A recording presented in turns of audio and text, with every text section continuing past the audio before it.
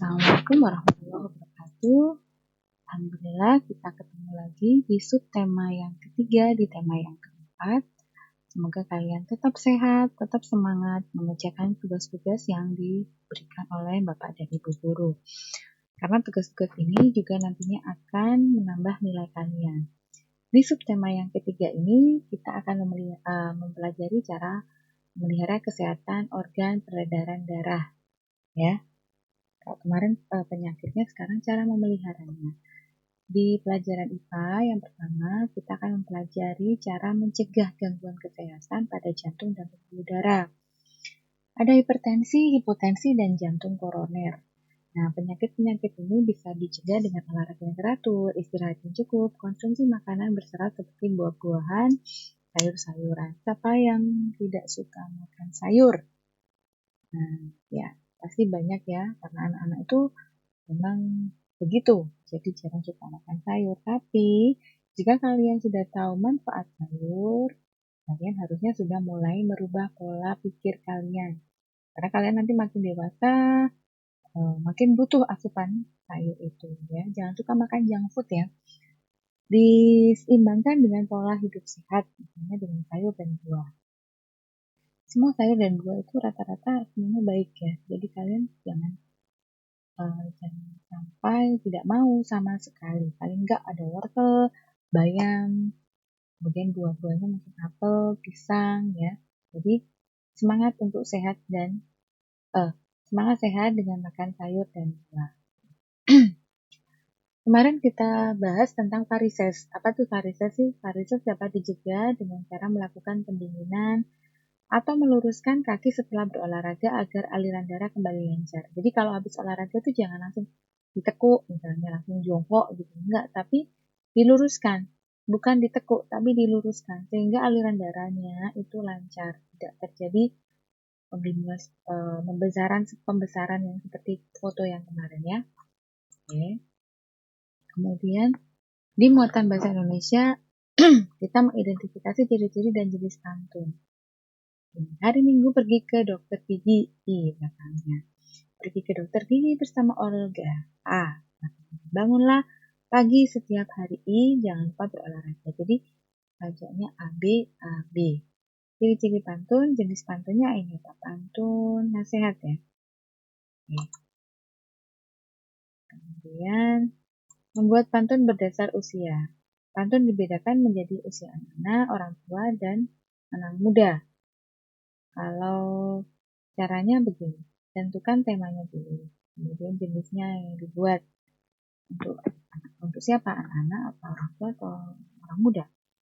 Nah, tentukan saja pada bagian sambilan dan biasanya isi dulu. Kita mau memberikan amanat apa sih? Kita mau memberikan pesan apa di situ? Baru kemudian cari sambilan. Mudah, susah. Nah, sering-sering membaca dan sering berlatih. Perhatikan contoh untuk pantun anak-anak. Pergi berenang siang-siang. Kolamnya ada di dekat taman. Hatiku senang juga riang mendapat hadiah dari teman. Nah, pakai gelang di tangan kanan, gelangnya terbuat tali-tali. Ayah pulang bawa mainan, aku sungguh senang sekali. Insya Allah ya. Jadi mengungkapkan perasaannya dengan menggunakan pantun. Kalau yang kalian kenal mungkin tokoh Jarjit di Ipin, suka pakai pantun dia.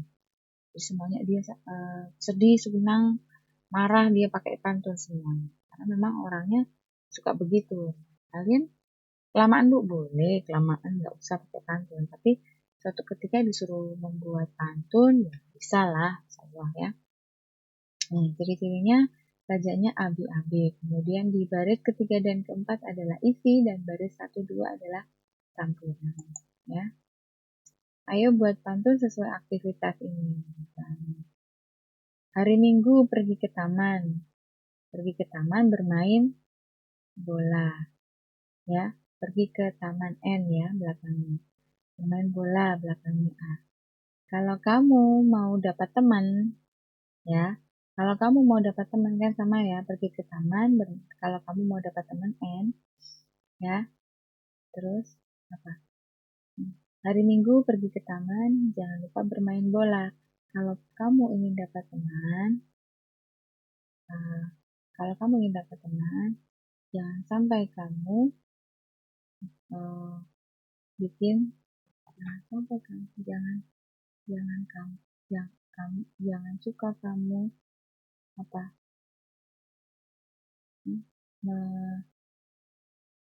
apa ya depannya A ya, jangan suka kamu mengejek apa, jangan suka kamu berbohong misalnya, tapi belakangnya A ya, jangan apa ya, ya nanti kalian lanjutkan boleh lah, nanti kalian cari sendiri, nanti jalan hari Minggu bermain ke taman, jangan lupa main bola. Kalau kamu suka ingin dapat teman, jangan lupa sering apa berbagi bersama. Nah, bisa hari Minggu pergi ke taman, jangan lupa bermain bola. Kalau kamu ingin dapat teman, jangan sungkan-sungkan untuk berbagi bersama. Ini kan misalnya berbagi minuman, berbagi makanan. Tidak pelit, amanatnya di situ tidak pelit terhadap teman. Oke. Di pelajaran SBDP, sekarang kita belajar seni rupa. Tadi kemarin kita belajar tentang pola lantai, tarian, properti. Sekarang kita belajar tentang gambar cerita. Gambar cerita adalah gambar yang terdapat pada sebuah karya tulisan. Fungsi gambar cerita untuk memperjelas, menegaskan, memperindah suatu cerita. Jadi kalau ada cerita, ada gambarnya, itu lebih menarik nggak? Pasti lebih menarik. Kalian biasanya suka lihat ceritanya dulu apa melihat gambar? Gambar yang pertama, oh gambarnya menarik, ini mau bikin kue. Kue apa tapi? Oh kue kue brownies. Oh, aku suka brownies. Daripada misalnya gambarnya kue lemper. Waduh nggak suka bu lemper, bu suka brownies. Nah, gitu kan. Pasti yang kamu baca, oh bahan-bahannya brownies kayak gini. Kan? Nah, seperti itu. Kemudian langkah-langkah membuat gambar cerita. Menentukan ide atau gagasannya dulu. Ya, kemudian membuat sketsa lalu mewarnai. Idenya apa? Misalnya bunga matahari atau bunga mawar. Bikin sketsa mawar dulu, kemudian diwarnai. Itu. Kemudian ini cara mencegah gangguan kesehatan pada darah. Ada anemia, leukemia, demam berdarah, thalassemia, hemofilia. Anemia mengkonsumsi makanan yang mengandung banyak zat besi, misalnya sayur bayam, banyak ya. Atau sayur-sayuran itu berwarna hijau, banyak mengandung zat besi. Kemudian leukemia, caranya menerapkan pola hidup sehat karena dia sel darah putihnya terlalu banyak, jadi ada infeksi, makanya dia harus menerapkan hidup sehat. Kemudian demam berdarah, mencegah dengan cara membersihkan lingkungan, membasmi sarang nyamuk tuh. Nah sekarang itu kan musim hujan, banyak genangan air. Nah kalian amati di sekeliling kalian, di tempayan atau tempat penampungan air apapun itu ya, di galon, belakang lemari es, di kamar mandi, di misalnya kebun-kebun kalian, misalnya ada botol-botol atau apa namanya omplong-omplong bekas itu biasanya menampung air. Nah itu sarang nyamuk harus dibasmi. Jadi kalian harus jadi jadi tugas membersihkan pengawas lingkungan. Nah di rumah saja nanti tugas ya, ini saja nanti perintahnya ya. Kemudian thalassemia, gangguan tidak dapat dicegah. Gangguan ini tidak dapat dicegah karena merupakan penyakit keturunan. Jadi pada waktu hamil, umumnya dulu, sekarang kalian sehat, Masya Allah, karena umumnya sangat perhatian pada waktu kalian di dalam kandungan, dijaga suplemen makanannya, dijaga makanannya, berdoa kepada Allah semoga anak yang dilahirkan itu sehat-sehat selalu. Dan nanti kalian juga demikian ya, jika kalian sudah dewasa, jangan lupa nanti asupan untuk anak-anaknya dijaga biar anak-anaknya sehat. Kemudian hemofilia juga demikian, karena ini penyakit keturunan namun bisa dicegah ya. Caranya dengan hindari dengan peredaran darahnya tidak mengalir terus. Lalu berdoa supaya anak-anaknya sehat. Orang tua itu nggak ada yang berdoa anak-anaknya biar sakit. Lalu anak-anaknya sehat. Ya, lanjutkan. Nah, sekarang kegiatan membasmi sarang Aedes aegypti dikenal dengan 3M. Menguras tempat penampungan air, mengubur barang bekas, kemudian menutup tempat penampungan air. Ya. Kemudian membuat pantun nasihat. Ketika aku membuat pantun nasihat, tentukan amanat akan membuat pantun nasihat. Tentukan amanat atau pesan yang ingin disampaikan terlebih dahulu. Ya. Kemudian tentukan, ingat-ingat apa saja temanya. Kemudian sajaknya AB ya. Ayo buat pantun nasihat dari kejadian ini. Ayo coba siapa yang bisa buat pantun. Ini kuis ya, buat pantun ya. Siapa yang bisa membuat pantun tentang buat pantun nasihat sesuai kejadian gambar ini. Tadi kan Bu Ira sudah bikin beberapa contoh dari gambar. Sekarang kalian yang bikin contoh. Nanti yang bisa bagus membuatkan terlebih dahulu dapat hadiah. Oke, insya Allah. Satu orang atau dua orang yang mengumpulkan tugas ini bikin pantun tentang nasihat tentang gambar ini. Bira kasih hadiah nanti kalau ketemu ya. Insya Allah. Oke, kita lanjutkan di pembelajaran ketiga. Manfaat gotong royong sebagai bentuk tanggung jawab warga masyarakat. Gotong royong adalah bekerja bersama-sama untuk mencapai suatu hasil yang diinginkan bersama. Manfaat gotong royong membuat pekerjaan menjadi cepat selesai, memperkuat rasa persatuan kesatuan, menciptakan hubungan harmonis, memupuk solidaritas dan semangat kebersamaan, kemudian menumbuhkan sikap tolong-menolong dan kekeluargaan antar warga. Kemudian muatan IPS, interaksi sosial dalam bidang ekonomi. Nah, pasar merupakan salah satu tempat terjadinya interaksi di bidang ekonomi. Transaksi jual beli dengan pedagang buah merupakan contoh interaksi di bidang ekonomi. Selain transaksi kebutuhan barang, transaksi kebutuhan jasa juga termasuk transaksi ekonomi. Jasa ekonomi juga, di mana dia di situ adanya transaksi dengan uang. Ya, ekonomi membangun taraf hidup, meningkatkan taraf hidup. Ya. Kemudian bahasa Indonesia lagi, menjelaskan tradisi berpantun. Nah, tradisi berpantun biasanya dipentaskan pada upacara adat pernikahan. Nih, di Betawi nih. Nah, tradisi pantun di pernikahan sebagai tradisi palang pintu. Jadi mau masuk ke rumah orang itu pakai pantun.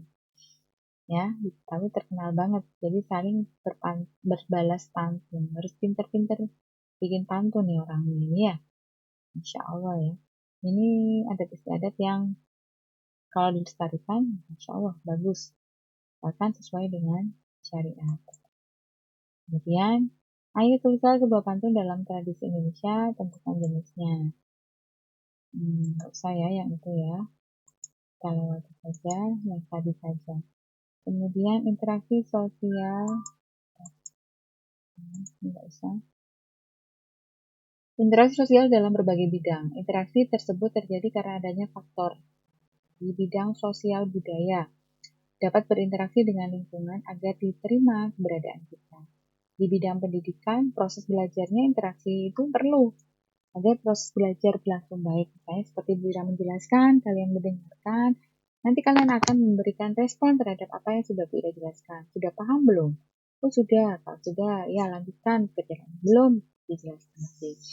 Kemudian interaksi di bidang ekonomi, adanya transaksi jual beli. Ada orang yang menjual barang, ada orang yang membeli barang, ada orang yang memberikan uang, ada orang yang menyerahkan barang.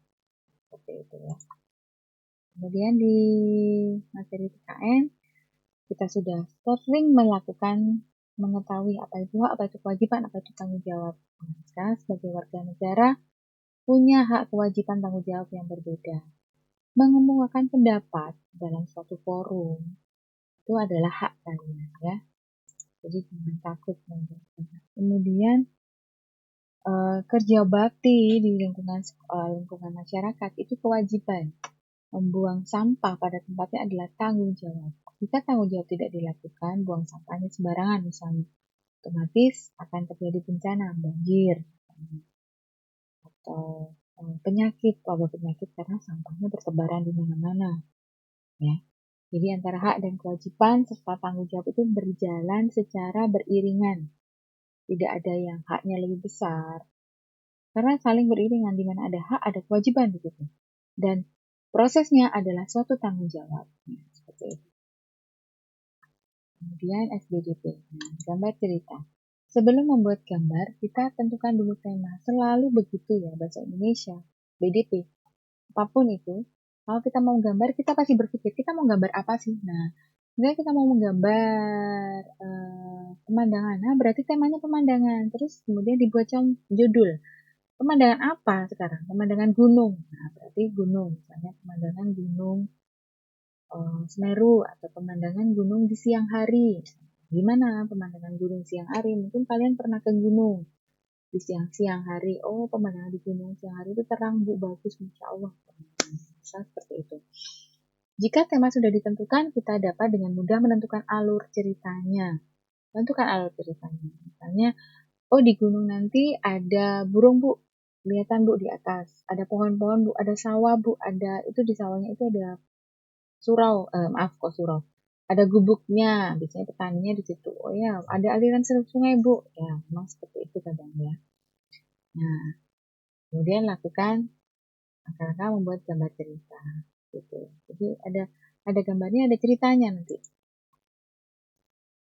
Nah, contoh perilaku berikut. Contoh temanya, akibat tidak berhati-hati dalam bersepeda.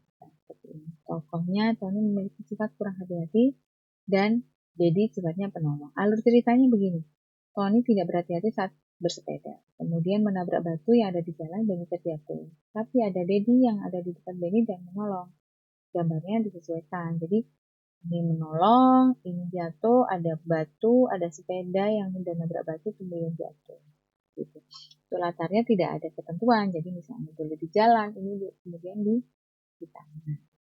Ya, seperti itu. Jadi bikin ceritanya dulu, baru bikin gambarnya. Atau bikin gambarnya dulu, baru bikin ceritanya. Tapi yang jelas temanya dulu. Ya. Oke. Di IPA, kita akan menjaga kesehatan organ peredaran darah dengan cara-cara yang pertama istirahat cukup, kemudian makanan yang seimbang dan dikonsumsinya bergizi, tidak banyak mengandung kolesterol. Nah, kemudian olahraga secara teratur. Minimal misalnya tiap hari walaupun nggak lama, yang penting istiqomah, misalnya cuma 15 menit, 10 menit, seperti itu ya. Oke, kita lanjutkan. Di pelajaran kelima, kita mengidentifikasi makna dan amanat pantun. Contoh, ranting pohon muda patah saat memanjat harus hati-hati. Orang tua tidak boleh dibantah, itulah tanda anak berbakti. Amanatnya banyak. Isinya adalah berdasarkan isi namanya pantun nasihat. Amanatnya, seorang anak harus berbakti kepada orang tua dengan cara menuruti perkataan orang tua, tidak dibantah. Apa yang masih membantah perkataan orang tua, mulai dirubah ya. Karena orang tua itu, Masya Allah ya, kita butuh ridhonya orang tua. Jadi jangan membantah orang tua. Orang tua itu berkorban buat kalian, menyekolahkan kalian, cari uang untuk sekolah, untuk memenuhi kebutuhan kalian. Gak ada orang tua membiarkan kalian kebutuhan. Ya, oke. Nah, sekarang kalau orang tuanya masih membantah, dirubah. Karena nanti kalau kalian sudah ditinggal orang tua kalian, menyesal ya. Oh, dulu aku suka membantah orang tua, dulu aku tidak nurut, seperti itu. Ya, nah, sampai seperti itu. Jadi kalian harus berbakti kepada orang tua ya. Oke, kita lanjutkan. Di PKN, akibat tidak adanya penerapan tanggung jawab, misalnya buang sampah sembarangan. Nah, akibatnya buang sampah ada banjir, sumber penyakit yang sudah kita sampaikan tadi. Kemudian apa di bahasa Indonesia? Nah, membaca dan menjelaskan amanat pantun. Di dalam pantun ada isi pantun di baris ketiga dan keempat. Cara menentukan pesan atau amanat, membaca isi pantun dulu, kemudian memahami isi pantun, menentukan pesan sesuai isi pantun dengan bahasa yang mudah dipahami. Nggak usah susah-susah. Jadi isinya itu kalian sadur lagi atau kalian tulis lagi bisa. Nanti kalian hilangkan kata-kata yang nggak perlu, kalian tambah mungkin kata-kata yang mungkin menurut kalian perlu. Seperti itu. Di SBDP ini gambar cerita. Misalnya, sekarang kamu membuat gambar sendiri, kemudian bercerita tentang kegiatan sehari-hari. Ini rumahku. Rumahku kalau pagi sinar mataharinya. Ada pohon di samping rumahku. Gordennya warna ini. Misalnya seperti itu. Oke. Nah, sudah selesai pembelajaran kita untuk tema yang keempat, subtema ketiga. Semoga bermanfaat untuk kalian. Kurang lebihnya mohon maaf. Wassalamualaikum warahmatullahi wabarakatuh.